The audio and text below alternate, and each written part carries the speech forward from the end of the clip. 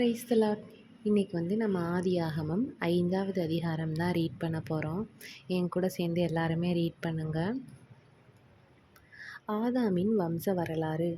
தேவன் மனுஷனை சிருஷ்டித்த நாளிலே அவனை தேவ சாயலாக உண்டாக்கினார்.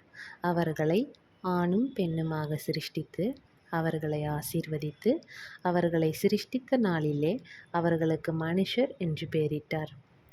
ஆதாம் 130 வயதான போது தன் சாயலாக தன் ரூபத்தின்படியே ஒரு குமாரனை பெற்று அவனுக்கு சேத் என்று பெயரிட்டான்.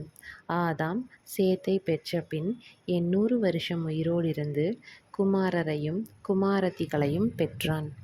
ஆதாம் உயிரோடிருந்த நாளெல்லாம் 930 வருஷம். அவன் மரித்தான். சேத் 105 வயதான போது ஏனோசை பெற்றான். சேத் ஏனோசை பெற்ற பின் 807 வருஷம் உயிரோடிருந்து குமாரரையும் குமாரத்திகளையும் பெற்றான். சேத்துடைய நாளெல்லாம் 912 வருஷம். அவன் மரித்தான். ஏனோஸ் 90 வயதான போது கேனாவை பெற்றான்.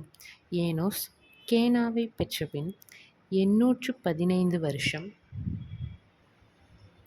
உயிரோடிருந்து குமாரரையும் குமாரத்திகளையும் பெற்றான்.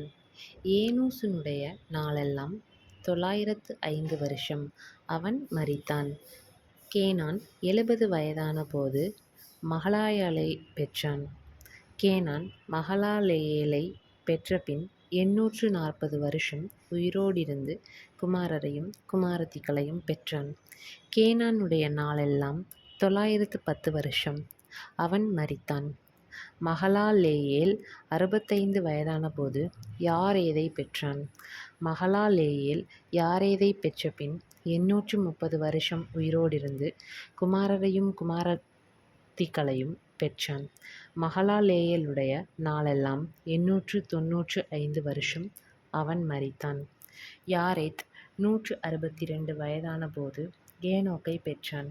யாரேத் ஏனோக்கை பெற்ற பின் 800 வருஷம் உயிரோடிருந்து குமாரரையும் குமாரத்திகளையும் பெற்றான். யாரேதுடைய நாளெல்லாம் 962 வருஷம். அவன் மரித்தான். ஏனோக்கு 65 வயதான போது மெத்தூசலாவை பெற்றான். ஏனோக்கு மெத்தூசலாவை பெற்ற பின் 300 வருஷம் தேவனோடே சஞ்சரித்து கொண்டிருந்து குமாரரையும் குமாரத்திகளையும் பெற்றான். ஏனோக்குடைய நாளெல்லாம் 365 வருஷம். ஏனோக்கு தேவனோடே சஞ்சரித்து கொண்டிருக்கையில் காணப்படாமற் போனான். தேவன் அவனை எடுத்து கொண்டார். மெத்தூசலா 187 வயதான போது லாமேக்கை பெற்றான். மெத்தூசலா லாமேக்கை பெற்ற பின் 782 வருஷம் உயிரோடிருந்து குமாரரையும் குமாரத்திகளையும் பெற்றான். மெத்தூசலாவுடைய நாளெல்லாம் 969 வருஷம். அவன் மரித்தான். லாமேக்கு 182 வயதான போது ஒரு குமாரனை பெற்று கர்த்தர் சபித்த பூமியிலே நமக்கு உண்டான வேலையிலும் நம்முடைய களின் பிரயாசத்திலும் இவன் நம்மை தேற்றுவான் என்று சொல்லி அவனுக்கு நோவா என்று பெயரிட்டான். லாமேக்கு நோவாவை பெற்ற பின் 595 வருஷம் உயிரோடிருந்து குமாரரையும் குமாரத்திகளையும் பெற்றான்.